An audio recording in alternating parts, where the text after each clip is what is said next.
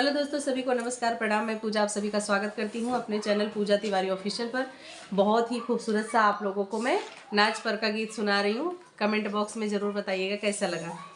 नाला गई मनवा हमार नैहर में, नाला गई मनवा हमार नैहर में, नाला गई मनवा हमार नैहर में। पहिला संदेशा मोरे ससुरुलियाए, पहिला संदेशा मोरे ससुरुलियाए। ना मिलई डोलिया कहार नैहर में, ना मिलई डोलिया कहार नैहर में, ना लागई मनवा हमार नैहर में, ना लागई मनवा हमार नैहर में। दूसरा संदेशा मोरे भसुरुलियाए, दूसरा संदेशा मोरे भसुरुलियाए।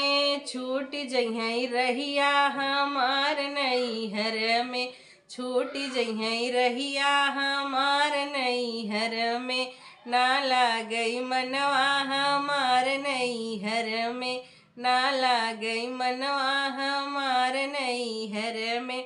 तीसरा संदेशा मोरे देवर लियाए, तीसरा संदेशा मोरे देवर लियाए। ना मिलई मोटर औकार नैहर में, ना मिलई मोटर औकार नैहर में, ना लागई मनवा हमार नैहर में, ना लागई मनवा हमार नैहर में।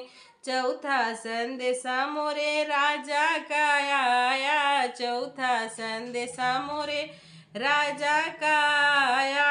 आई गए अपने ससुराल नैहर में, चला आए अपना ससुराल नैहर में, ना लागई मनवा हमार नैहर में, ना लागई मनवा